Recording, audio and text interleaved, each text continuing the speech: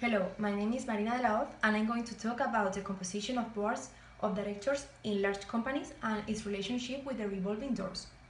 Well, firstly, I have to say that the boards of directors are in the spotlight of public opinion. That's because large sectors of society demand a better governance from companies that appeal to financial markets. Today, there is a reform movement that demands changes in the ways of managing societies, especially those that are listed on the stock markets. But, however, this demand for changes is not directed so much to the public powers. It is directed to societies. They consider necessary to achieve the highest level of efficiency, agility, responsibility, and transparency, all in order to achieve a greater credibility and be able to exercise a better defense of the interests of all the shareholders. The role played by the boards of directors is fundamental because they guide the company policies, they exercise control over the managers, and they act as a linker with the shareholders. But in the recent past, some public controversies happened in Spain. It was because of the appointment of retired political leaders as directors of important companies, especially in the energy sectors.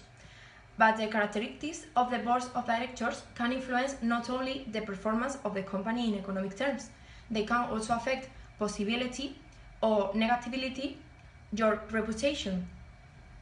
The codes of good governance have focused their attention on directors since it increasingly considered as the cornerstone of fundamental piece of the internal control system of companies.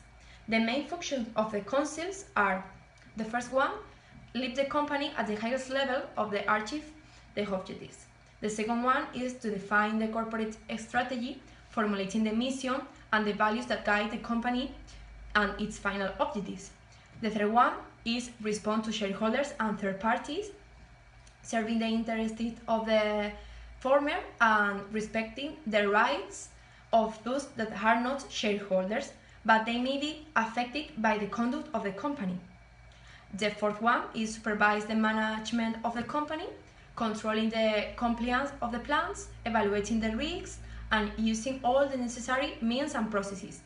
The fifth one is supervise the executive, selecting and appointing the first executive, setting objectives and goals and establishing the amount of their compensation. And the last one is manage the board itself, ensuring that it has the proper position and the composition and proposing the shareholders meeting, the appointment and the removal of the directors. Well, let's move to the revolving doors. This colloquial term has been designed to explain the fact that a high public official leaves to work to the private company.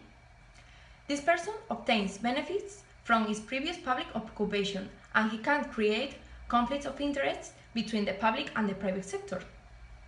But I have to mention that in Spain, the importance of this phenomenon was considerable.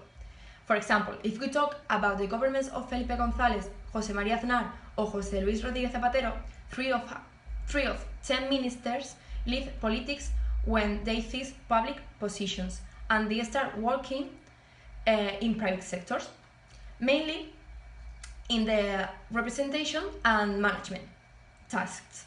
In Spain, there is a law of incompatibilities in force, Law 5/2006 of April 10, regulating the conflicts of interest of the members of the government and of the high post of the General State Administration. According to this law, senior officials who leave their post have a period of 2 years in which there are a number of limitations to the assumption of responsibilities in private companies. The Article 7 says that the greatest percent of them is in the energy sector, with 27 in total. It is followed by the banking sector and the telephony sector. And finally, talking about revolving door as a crime, the term revolving door takes on particularity pejorative sense when it's applied to officials who pass from an administration that exercises control over a particular industry to a company. Well, in some countries, this practice is subject to regulation or it's considered as a crime. And that's all. I hope you understand this topic and thank you so much.